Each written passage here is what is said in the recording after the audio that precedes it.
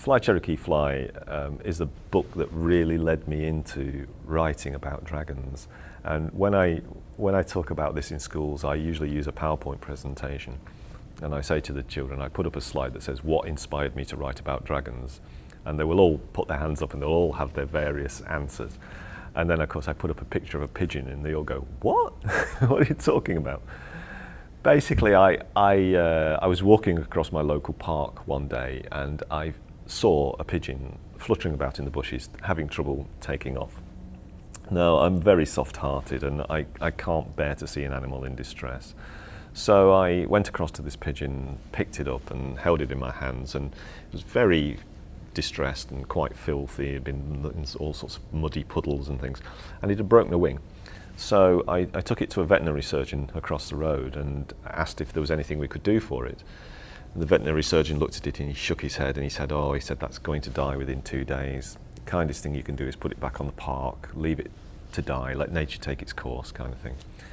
So I went to put it back and I got back to the place where I picked the bird up and I thought to myself, I can't do this. So I took it home with me instead. And I actually nursed it back to health. I kept him for 3 months in a shed at the bottom of my garden. And one day I went in to feed this pigeon and he was up in the rafters of the shed. It started to fly again. So I went into the house and I said to my wife, Jay, I said, Jay, you won't believe this. I said, we called him Gregory Peck, by the way. You should know this. Sorry, American. But, so I said, you won't believe this. I said, Greg has started to fly again. So she said, great, we'll take him back to the park. We'll let him go where we found him. So we took him back up the road the next day, about a mile away from the house, threw him up into the trees, went, bye, Greg, have a nice life, kind of thing. He landed on the branch of a tree and we watched him turn round and coo at some of the pigeons, kind of thing. We walked back home, got into the house, and Jay said to me, would you like a cup of tea? And I said yes. And she went into the kitchen. She said, Chris, come here a minute. I went, what? She pointed through the kitchen window like this. She said, Greg's just landed on the shed roof. So I thought, right, I'm going to have to take him away a bit further. So the next day I put him in a shoebox on the passenger seat of my car. Sorry, it's this way for you, isn't it? On the passenger seat of my car.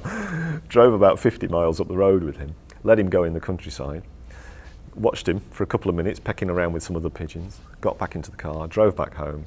By the time I got home, he was back on the shed roof. So we knew we weren't going to be able to let him go. So I ended up keeping him.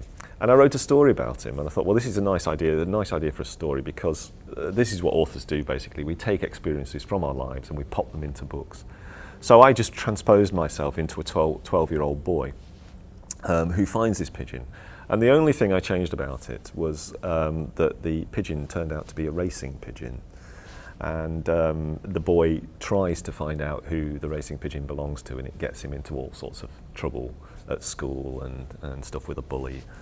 And the book was very well received. You know, people liked it very much. It was shortlisted for a big prize called the Carnegie Medal, which is kind of the equivalent of your Newbery Medal, I think. And although I didn't win, it was highly commended, and that's really, it was because of that. My profile zoomed, you know, because of that.